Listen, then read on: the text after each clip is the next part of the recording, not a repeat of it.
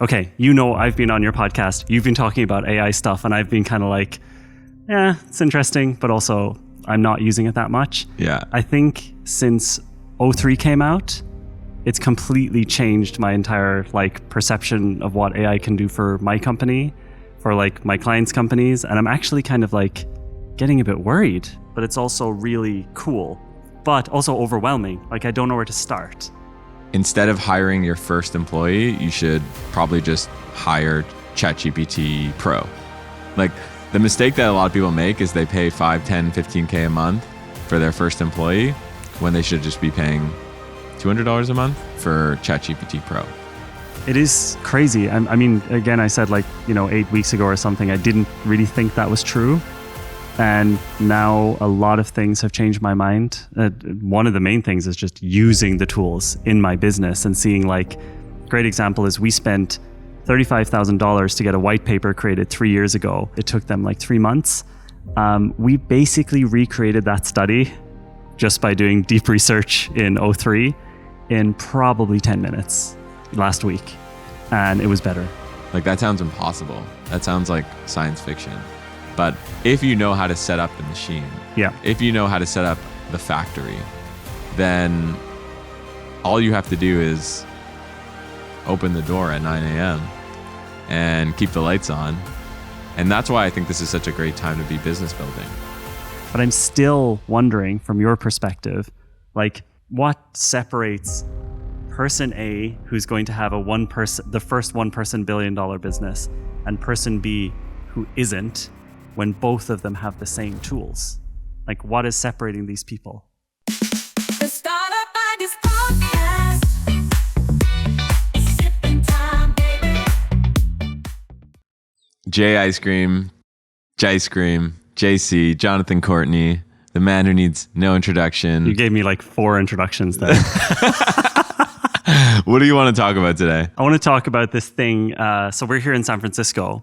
And I think what I need to bring from Berlin is something you guys haven't been talking about for at all. WhatsApp? AI. So we're going to talk about AI today. I think it's going to be a crazy, crazy thing.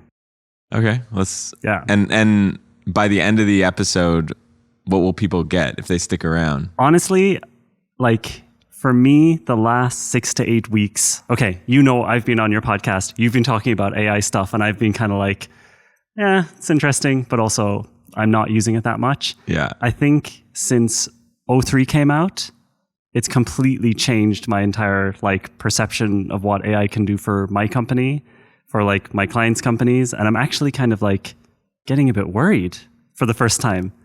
Worried, but in a good way. So good worried. Are you saying that by the end of this episode, people are going to get worried? I think, okay. Here's the thing. At the end of this episode, if you're running a small business, if you're an individual entrepreneur, my hope is that from what the two of us can give to your audience is how you can essentially feel like you have, a 10-person team if you're a 1-person company, a 50-person team if you're a 10-person company, and just keep making those numbers bigger, and I'll just very big numbers.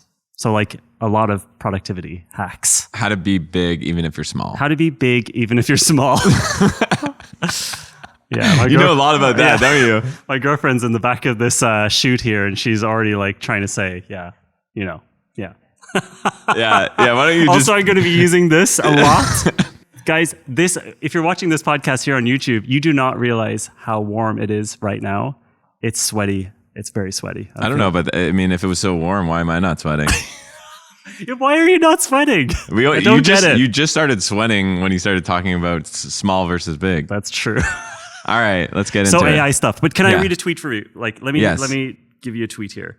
So Tiago Forte? Yes, I do. I've had him on the pod. Forte Labs. You had him on your pod? All right, very well. Yeah. Okay. He wrote, I'm now paying $200 a month for ChatGPT Pro, $100 a month for Claude Max, and $20 a month for Notebook LM. Didn't know about Notebook LM until I read that. And that $320 per month gives me the productivity equivalent of many hundreds of people. What a time to be alive. And that's encapsulates the feeling I'm feeling, which is a mixture of, it's kind of scary in a way that things have scaled up so fast, but it's also really cool. but also overwhelming. Like I don't know where to start. Like I'm kind of like jumping into all these tools. I'm trying to learn them, but I'm looking at my business. We're like 14 people, and I'm wondering like, how do I even analyze what we're doing to figure out how we scale things up? And maybe that's even an interesting like starting point. Like, how would you do that? Like, what are you doing? Like, maybe what are we actually using our tools for? That could be interesting. Okay, do you want to start or do you want me to start? I want you to start. I Oh, want so to you know want what me you're to doing. do all the work? Yeah, Okay. I want you to tell me stuff Okay, so while I drink this lovely drink here. So how am I using AI in my business? Yeah.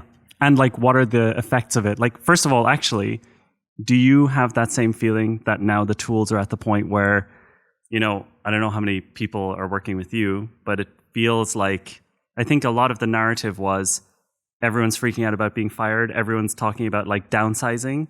But now I'm thinking about it differently. It's not about downsizing. It's about like dramatically maxing out the people who are there already with these tools. It's also about downsizing. It's also about no, but I think it's the narrative honestly, is a little different. I actually think that we should be real about that, because I think a lot of people say that it's not about downsizing, but like from the CEOs I speak to, I mean, they're looking to get more done with the same or smaller team. Yeah. So how is that not downsizing? Quick break in the pod to tell you a little bit about Startup Empire. So Startup Empire is my private membership where it's a bunch of people like me, like you, who want to build out their startup ideas. Now they're looking for content to help accelerate that. They're looking for potential co-founders. They're looking for tutorials from people like me to come in and tell them, how do you do email marketing? How do you build an audience? How do you go viral on Twitter? All these different things. That's exactly what Startup Empire is. And it's for people who want to start a startup but are looking for ideas, or it's for people who have a startup but just they're not seeing the traction that they need. So you can check out the link to startupempire.co in the description. I mean, it's you saw what Duolingo posted, the Duolingo CEO, which is that they're not going to hire any more like external contractors. That's a pretty huge thing. And they're also, both Shopify and Duolingo came out saying basically all of the employees have to learn all the AI tools. Plus, they're not going to hire people who don't know how to use the tools anymore. So it's now an entry requirement. So I think that maybe automatically starts to downsize or like restrict the amount of, even if it's just contractors that these companies are working with, which is kind of like crazy that in the last 2 weeks, Duolingo, you probably saw the Fiverr one that happened like 2 days ago, which was a bit more aggressive, which was more like, if you don't get really good, you're basically fucked. And I think it's these people are usually, these types of companies, especially Shopify, are usually the first to come out, and they're willing to get like shat on by the media a little bit. But that's just the tip of the iceberg. And like you're saying, you're having like private conversations with CEOs who are saying this. So yeah, I agree. Obviously, downsizing is going to happen. But for me, I'm looking at this and thinking, okay, I don't want to fall behind. I want to make sure that my company is using these tools. And yeah, I want to know what you're doing. That's exciting to me. I mean, I'm honestly looking at like every aspect of the business. Like if you take a business and you look at like, okay, what are all the moving pieces? So it's customer acquisition, marketing, sales, fulfillment, engineering, design, and just looking at what are all the repeatable things that we're doing, and then plugging in every single AI tool to get the team to start using it. But I can just talk about like one sliver of it just to give you a sense of like how anyone could use AI, and how instead of hiring your first employee, you should probably just hire ChatGPT Pro. Like the mistake that a lot of people make is they pay 5, 10, 15K a month for their first employee when they should just be paying $200 a month for ChatGPT Pro. So if you're starting a company, what is one of the first things you should do? Build an audience. Yeah. Why should you build an audience? Well, you'll have customers waiting for you. You'll be able to iterate on the positioning, so you know like what language they speak, and in order to do that, you need to actually put out content on a consistent basis, because of the fact that followers don't count that much anymore. And it's about like hitting the For You page, hitting the algorithm where it hurts. Where you can hurt. How do we hurt the algorithm? So the way to think about it is, how do you hurt the algorithm the most? Yeah, most useful clip of this podcast so far. Right? But it's true, right? It's like, how do you like hit a home run, right? When you hit a home run and you make contact with that baseball, I wouldn't want to be the baseball. I'd rather be the bat than the baseball, right? But it's interesting because you wouldn't understand this. This is an American analogy. I don't know what the baseball is, but you're saying the first thing you would do is related to audience building. But in my mind, when I'm thinking about my business, that's not actually even remotely part of what I was thinking of using it for, because I thought that was one of the spaces where it's very human.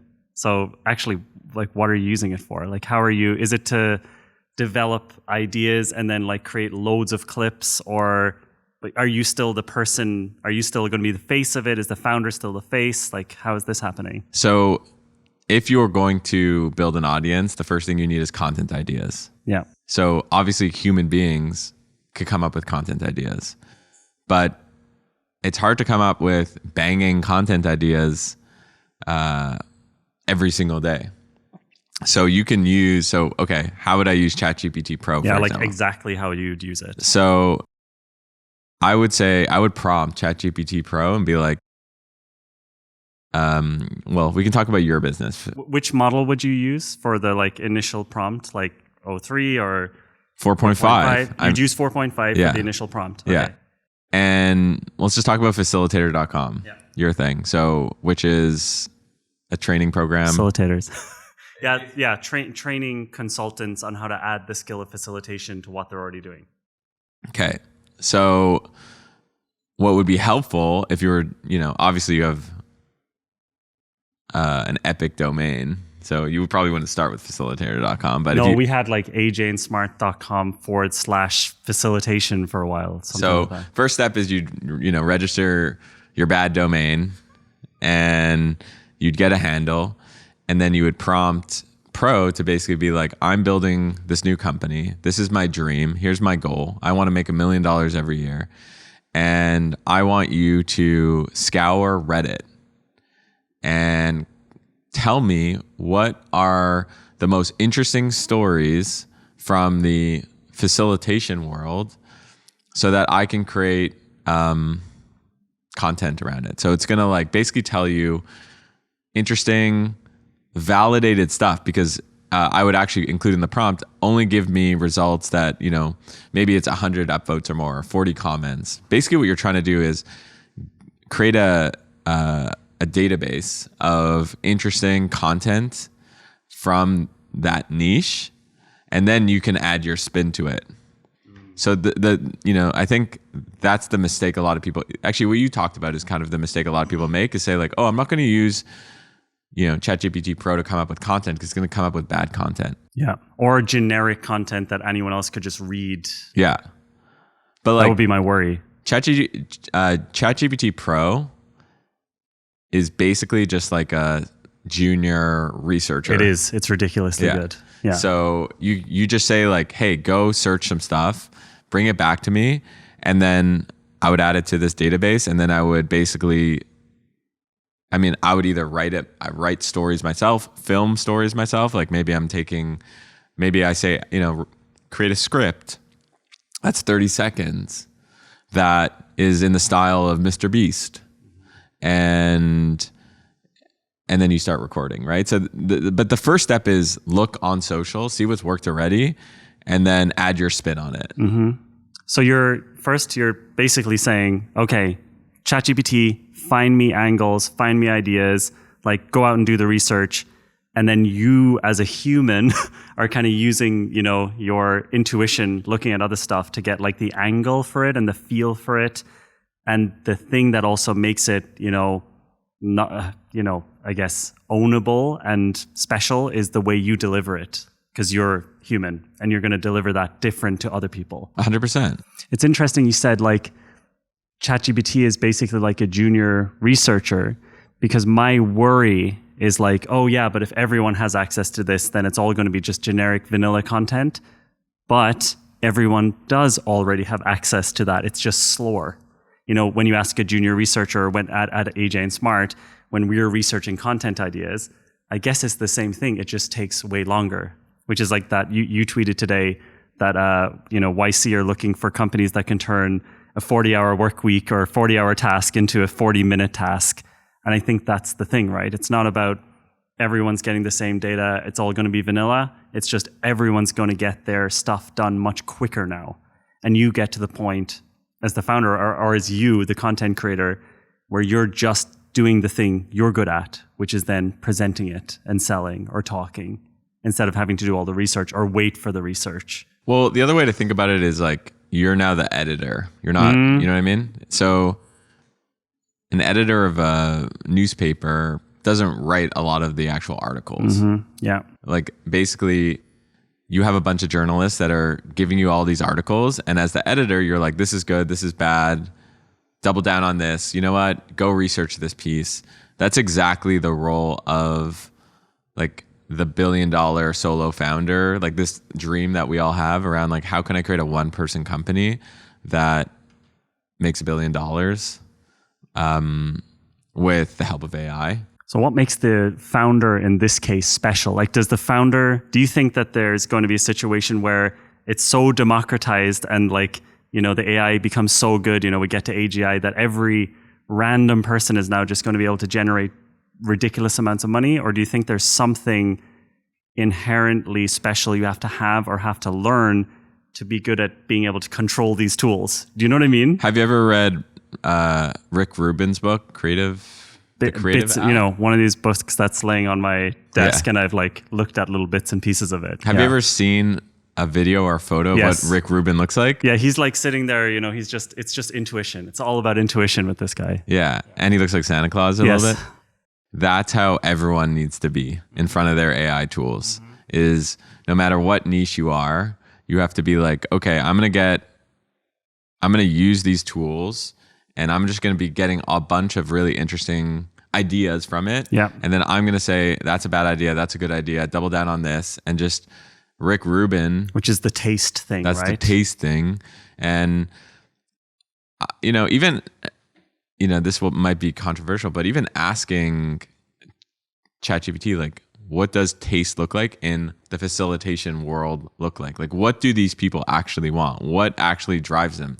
The reason I said start with Reddit is because obviously the posts that have a lot of upvotes and comments, there's something that's triggering in those posts. Yeah. So it's kind of like you're learning taste as through Reddit. And Reddit is basically this microcosm for any niche ever. And that's why I love it so much in terms of like coming up with startup ideas, validating your startup ideas and stuff like that. So do you think like, okay, so I'm starting a new business or mybusinessfacilitator.com. One of the obvious things here is idea generation. What about execution? Like, are there things that you're using AI tools for to move from this, okay, it's giving me ideas and I'm curating and editing, but now we also usually have junior employees to execute things.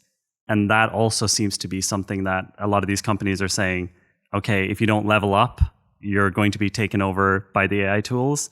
Like, are you using AI tools for any sort of execution and output? Yes. Like what specifically? That's like asking Rick Rubin if he, looks like Santa Claus. Looks like Santa Claus. He does. So what you're using it for idea generation, brainstorming around the content thing. What sort of execution tasks are now getting, and so that's replacing, I guess, the first thing is replacing you digging around for hours on the internet to get ideas, right? Or having a researcher find stuff for you. So that's now like fully replaced by you being good at prompting the machine.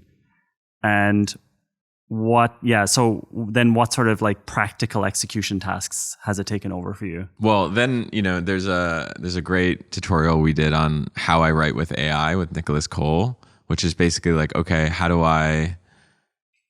let's just say I want to write a long tweet. It's like, how do I get the main points across? Now that I have, these Reddit posts that are giving me insight and are giving me ideas, I can go and like write an outline, like a human being can write an outline. And then how do I prompt ChatGPT to actually like write the content and spit something back to me and then edit it? So that's like a whole thing that I do. But I think in general, I do a lot more writing than I do video stuff. But I actually think there's a huge opportunity to do like script writing and then like faceless video. We've actually like we've talked about that a lot. Yeah. But like, for example, you can just take me. Like I have thousands of ideas, thousands of pieces of content that I've posted on X. Why wouldn't I take that and just automatically create faceless video from that? Yeah. So for example, like the tweet I did today around the YC startups that YC wants to invest in 2025. I posted it on X. In the last 2 hours, it's gotten like thousands of likes. I know that it's resonating. So why don't I just put that into ChatGPT, ask it to script write. It's something that's 30 seconds. Say I'm doing it faceless. I want it to resonate with this audience, maybe founders, solo founders, bootstrap founders, or venture scale founders. And then the creation of the actual video might be something like using like Hendra.ai or some of these other tools. And then you do it manually at first, and then eventually you literally automate the whole thing. And this is what people like me call it vibe marketing. What is vibe marketing? Well, vibe marketing is when you figured out the manual process and then you basically automate it all. So then eventually it gets to the point where you don't have to do anything, really. You just press the go button. You press the go button. And now you're an influencer. And it's a machine. Yeah. And it sounds crazy, right? Like that sounds impossible. That sounds like science fiction. But I actually believe that that's where we're going. If you know how to set up the machine, if you know how to set up the factory, then all you have to do is open the door at 9 a.m. and keep the lights on. And that's why I think this is such a great time to be business building. It is crazy. I mean, again, I said 8 weeks ago or something, I didn't really think that was true. And now a lot of things have changed my mind. One of the main things is just using the tools in my business and seeing great example is we spent $35,000 to get a white paper created 3 years ago, which we used in a lot of marketing. Basically, we wanted this company to go and research all of these things that were happening at businesses so that we could have all of these crazy quotes and, whatever we could pull from the study. $35,000. It took them 3 months. We basically recreated that study just by doing deep research in O3 in probably 10 minutes last week. And it was better. And this is really crazy. This type of stuff is really, really crazy.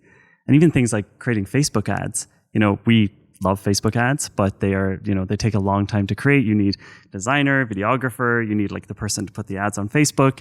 And one of the things that works really well with Facebook is having crap tons of variations.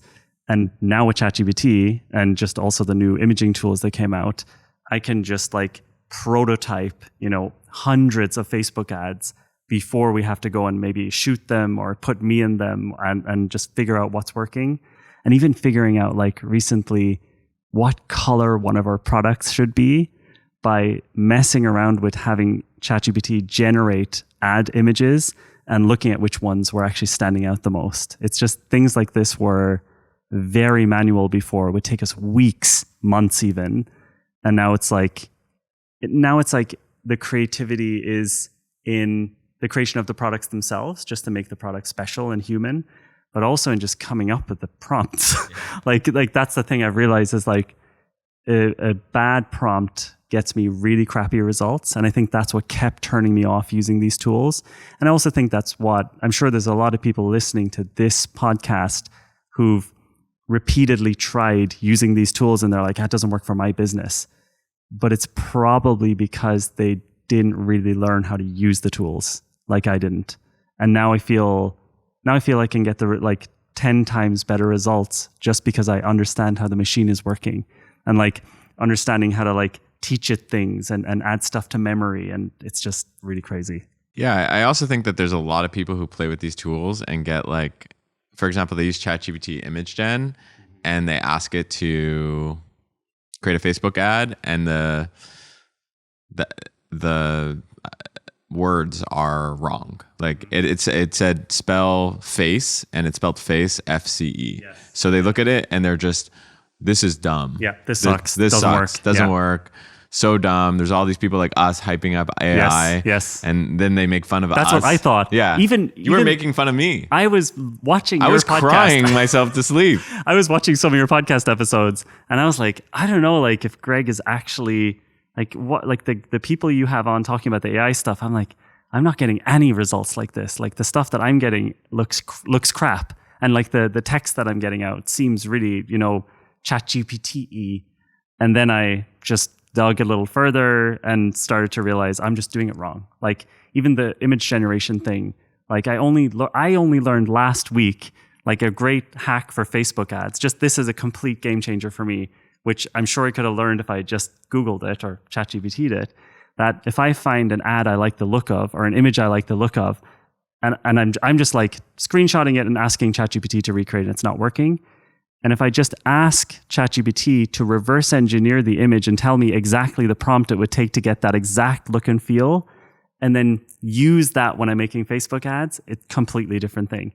It goes from like, a person holding a product and it looks completely fake to indistinguishable from reality with like perfect text and everything. Are you talking about image ads specifically? I'm talking about image ads, yeah. So this is interesting because you've spent many millions of dollars on Facebook ads promoting Facebook and YouTube ads promoting videos. Yes. Like, you might walk down these streets in San Francisco and someone might recognize you from. They recognize me, but they don't know why. Yeah. They're like, they don't know that they've seen hundreds and thousands of Instagram and YouTube ads with me in them, but they don't know. It's like, it's in their subconscious. So I think that we're getting to the point with AI where you can use a tool like ArcAds or icon.com. What's Arc? So that's something I don't know about. What is that? ArcAds? Yeah. ArcAds is basically ChatGPT image gen, but for videos. So you can go, I'll just pull it up. I'm just getting a free lesson here from Greg. Is this the one everyone was posting about having like an ugly landing page? No, that's icon.com. That's icon, yeah. Okay, that one I looked at. Create winning ads with AI actors. Okay. So what's the legality around this? Like, do you have to say the person is not real in the ad? Not yet? Not yet, but probably soon. Soon, yeah. Look at these. That looks 100% real. Is getting too many useless emails. Number 2 is not being. This is not real. Not real. Holy shit. Storage and productivity. Instead, try this app for free. CleanFox will block useless emails and stop spam in one tap. That's this is the scarily most realistic. email cleaner. Download it for free. Yeah, we're not even that far yet. We're still doing still images. Didn't know about this. That's what I mean. It's kind of like, I feel like if you don't know about this stuff, the way I was being ignorant about it, it feels like instead of accepting that for now I can have double the size of the company, I'm just not doing it. That I've just decided I'm not doing that. Yeah. Because I'm too ignorant to look at these tools. Well, which seems ridiculous. And on top of that, I want to ask you just separately in case I forget, people on X are saying right now is this golden time where everything's subsidized and cheap, but these tools might cost a lot more money later, a lot closer to actual employee costs. That's one of the theories that it might go in that direction. I think that's probably right eventually. I remember taking Ubers in exactly. LA. Yeah. And I'd go from West Hollywood to Santa Monica. And they were nice. and they were nice, and it was like $8. It Yeah. was like a 45-minute drive, and then now you go from like West Hollywood to Santa Monica, and it's like $800. So do you think this is going to happen? And that like now, this is what I'm trying to figure out. Like, should I drop everything and really get my entire team to learn this stuff and like go hardcore on it? Like while there's this almost, special period where it's ridiculously cheap, or will it be cheap forever, or will it even get cheaper? Well, the first thing is, I think we have to acknowledge that this is like an insane arbitrage opportunity. It seems ludicrous. So,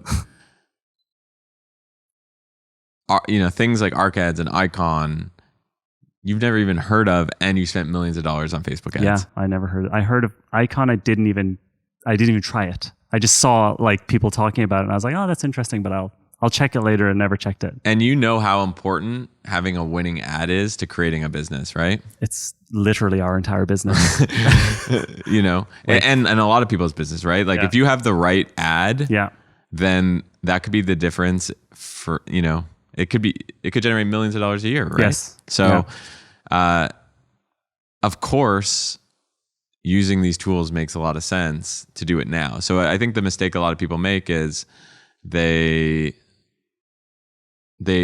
a few mistakes people make. One is they tell their teams to look into it. Yeah. And the founder's like, yeah, that's kind of what I did. Yeah. Like you shouldn't tell your team to do anything until you understand it. Yeah.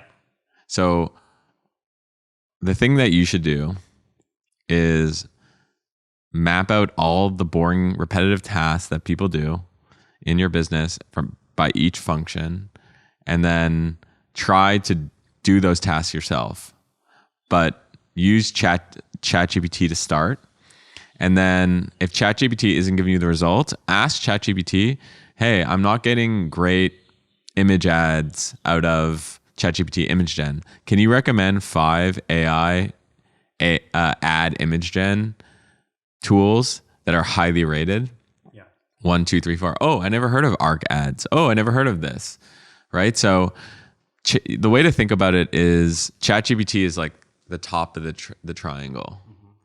But there's going to be 100 other tools that you're going to be using that are more specialized for individual use cases. And I know one of them, which is Claude. Like that's the level I'm at. Like I'm using ChatGPT extensively and then just Claude and nothing else. Yeah. It's ridiculous. And, for now. The good news is like you've acknowledged that you have a problem. And this is an intervention. Yes. This is an AI intervention. I mean, being here in SF is also a ridiculous wake-up call. Yeah. Just like being in every cafe, listening to the conversations that people are having.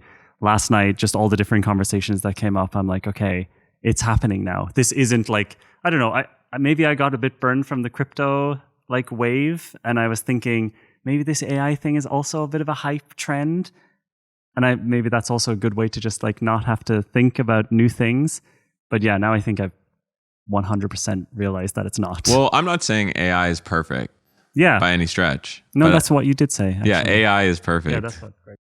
No, I think it's not, and you're the human editor, right? Yeah. So you can make it perfect.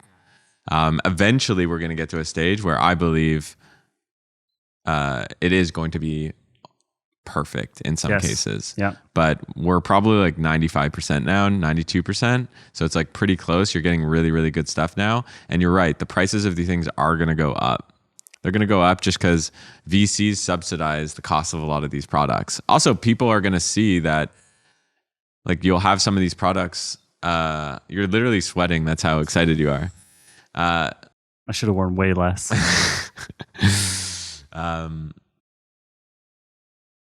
VCs subsidize the products. They're going to get more expensive. You're going to integrate things like ArcAds and Icon into your workflow. Yes. And they're going to see, oh my God, Facilitator.com is making $8 million a year. And we're charging them $200 a month. Yeah. That's how it feels right now. Like the tweet from Tiago, it feels like, okay, there's some sort of arbitrage right now. I was actually thinking as well, of pitching you a business idea, because this is a Startup Ideas podcast that I think you and I could do And because we probably won't do it because we've got a lot going on, maybe your audience can steal it. If you like the idea too much, you can just cut it out of the podcast. I think a very short term, like I think a business that probably a lot of people should start in the short term, maybe in the next 3 years, like for the next 3 years, that I think would make a lot of money if you know how to run a business, is a business that helps other businesses, especially small businesses, use this shit properly. Like, you know, I'll come into your company and do like a 6-week sprint of diagnosing all the places where you can use AI, setting all of that stuff up so that your, you know, I'm just thinking of the ads for it, your 10-person team is now a 100-person team. I think that as a service would be very highly needed at this point, to the point where even my company, where we're relatively like savvy, we would probably be willing to spend 50, 60, 70K if someone was like, we'll just come in and do this over 2 weeks and give you a big like dump. I think we should just do this business now. So, or you already have it. Are you actually already doing it? Well, boringmarketing.com does like the vibe marketing setups and automations and stuff like that. But I do think that this idea is basically the equivalent of starting a social media agency in the era of social. Exactly. It's going to be really profitable for about 2 years, and then it will be like diminishing returns, and then maybe you move on to something else. But like let's talk about the social media era for a second. Who started a big social media agency back then? Gary Vaynerchuk. Yeah. And then, you know, Gary, like VaynerMedia, I think is maybe 1,000 employees. They work with all these big companies, Pepsi and stuff like that.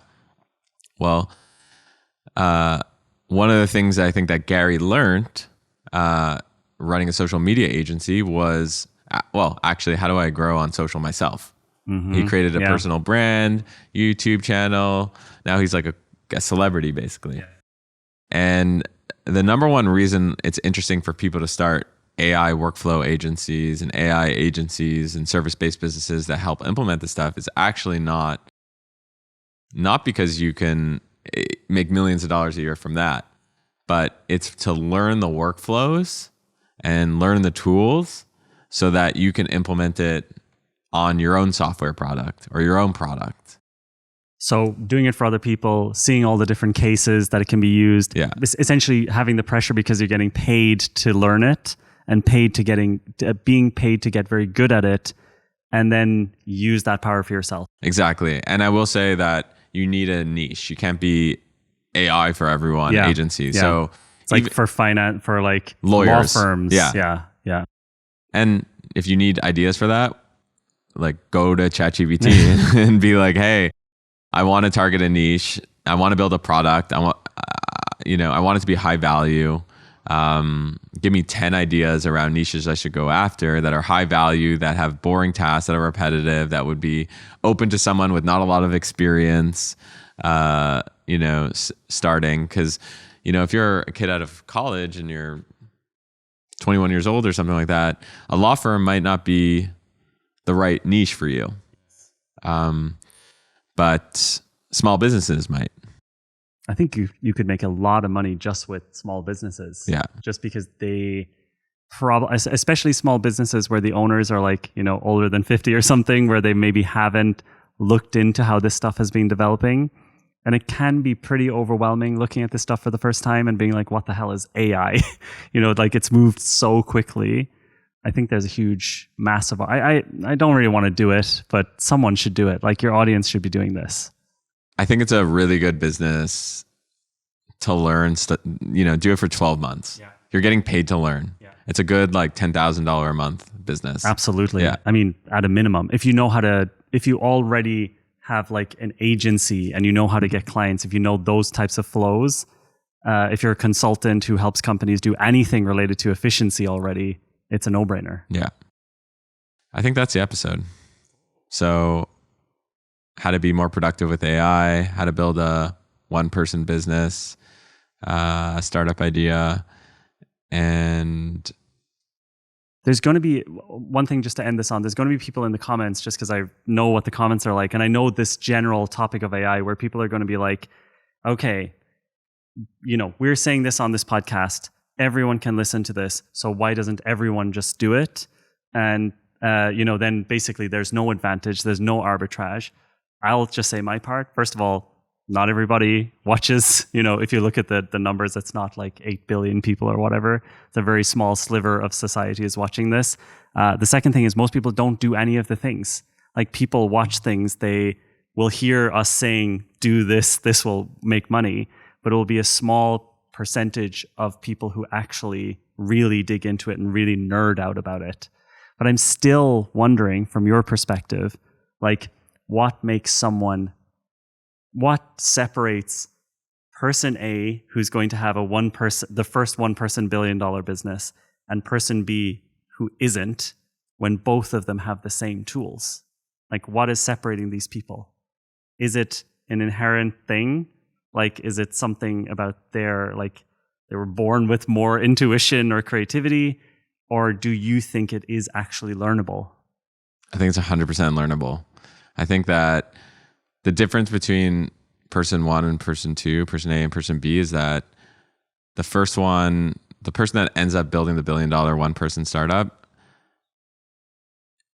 is okay to use these tools, realize that they're not perfect, but by the time that they're perfect, is a master at it. Yeah. It's really about mastering the tools, knowing them extremely intimately, because they're highly nuanced, and using the tools such that the first person gets such incredible outcomes, but the second person doesn't. Like, I could play the guitar, and Jimi Hendrix could play the guitar if he was alive. A dead person can't play a guitar. That's true, actually. Yeah. But it's the same instrument, but Jimi Hendrix gets obviously a lot more than an amateur guitar player like me. Yeah. So I think it's the same thing with musical instruments, right? And I think the only difference is you can speak any language in this AI world. You don't need to speak just English or just Mandarin. You could be anywhere. And there's like no gatekeepers anymore, because you just build audiences to get customers or pay for Facebook ads to get in front of people. So I think the tools are out there, but it's hard work. It's hard work to get good at the guitar. It's hard work to get good at understanding how these you think tools it's work. like a thing you have to intentionally say every day. What I'm doing now is like every single task that I'm doing from now on, I'm going to use ChatGPT to do it. I'm not going to bang my head. I'm just going to at least see if this tool can do that and improve that.